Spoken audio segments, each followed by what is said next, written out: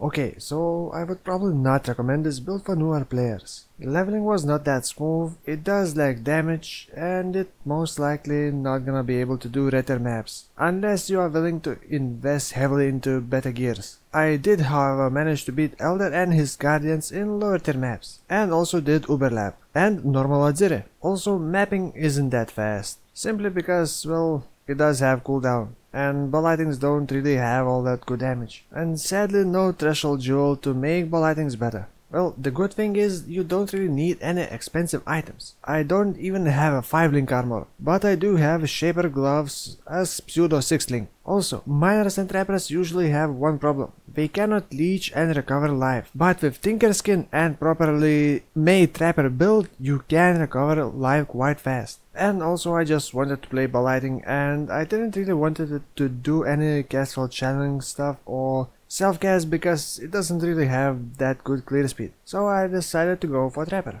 Also, since Ball Lightning hits 5 times per second, it synergizes very well with Blind, and basically all enemies are blinded, which means they have hard time hitting me, except for spells, but spell damage also does less damage to me if enemies are blinded. For that reason, some bosses may feel very easy, well at least tanking, but killing them still takes quite a lot of time.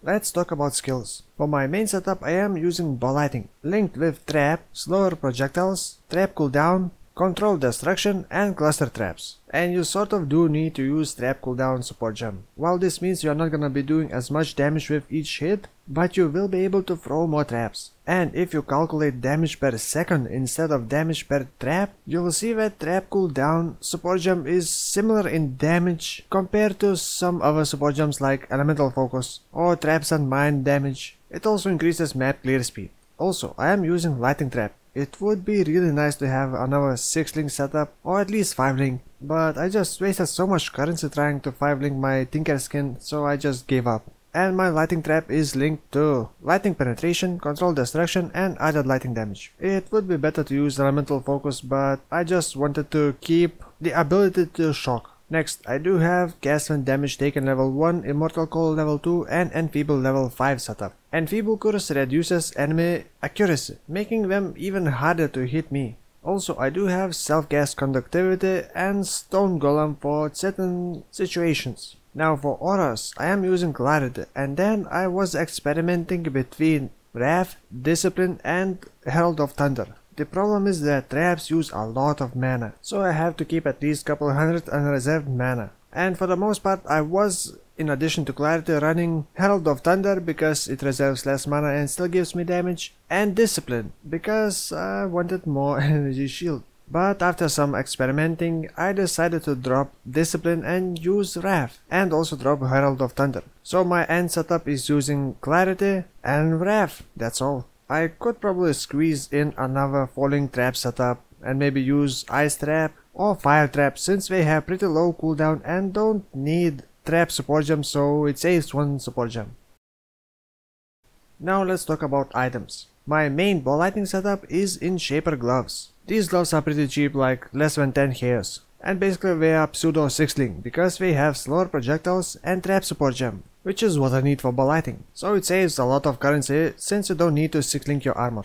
Of course, Tinkerskin armor. I'm gonna talk more about Tinkerskin armor interaction when I talk about passive skill tree. Next, I decided to use Heartbreaker Dagger. While it does not give a lot of damage and you could get more damage from any other rare wand, dagger or scepter, however, it does have 3 good things that I need. Energy shield, mana, and calling strike is really good. Next, I am using Wolf's Vision. I have no other source of life regen, so having at least 100 life regen is really good on a trapper. Also, it gives 12% maximum life, and it so happens that I just had it in my inventory and did not have any other better helmet, so it's not mandatory. And the rest is just random rare items. My shield is mostly for covering resistances and a lot of life. I could get more damage by getting opal rings and better amulet, and also a shield with damage, and at least level 20 gems. But still, the damage is most likely not gonna be all that great, especially in higher red tier maps.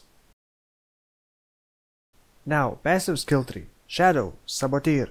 First, I took Explosive Expert. Basically only for 10% elemental penetration. Next, I took Blinding Assault. This makes enemies basically always blinded. Then I took Born in the Shadows. I do more damage to blinded enemies, they do less damage to me, and the blind lasts longer. And I think I'm in love with blind. As I discussed in my previous video, this blind mechanic is really strong, especially combined with evasion, energy shield, and enfeeble. And from Uberlab I got Bomb Specialist to give me a bit more damage. I'm also using Hair Trigger Jewel. Now let me explain important thing about Tinkerskin and triggering traps. Normally for Saboteur you would want to take chain reaction as soon as possible, since it gives trap damage, trap cooldown recovery speed for throwing traps, increase AoE for traps, and when your trap triggers, it will also trigger all other nearby traps. Now if you look at Tinkerskin, what it says, it recovers 100 life and 50 energy shield when your trap is triggered by an enemy. That means triggering traps with chain reaction only counts as one trigger. So for that reason you do not want to use chain reaction. And without it you can heal really fast and also maintain frenzy charges all the time. Since Tinkerskin also recovers energy shield and it also has some base energy shield, for that reason I decided to take some energy shield nodes from the passive skill tree. But now I'm thinking maybe you don't really need all that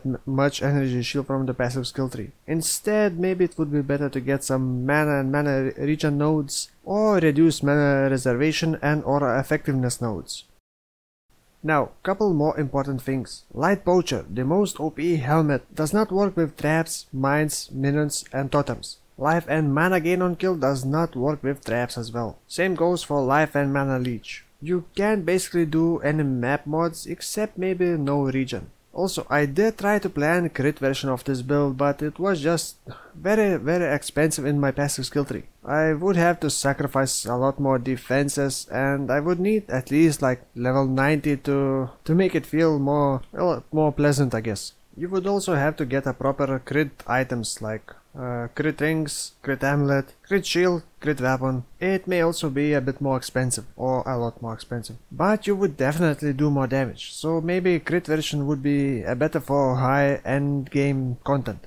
Since I did not know if I'm gonna like playing with trappers, I went with a cheaper and I guess a bit simpler version, which is non-crit. But in video description I will add all the links, including passive skill tree for crit version. And that's it for now. Thank you for watching and see you soon.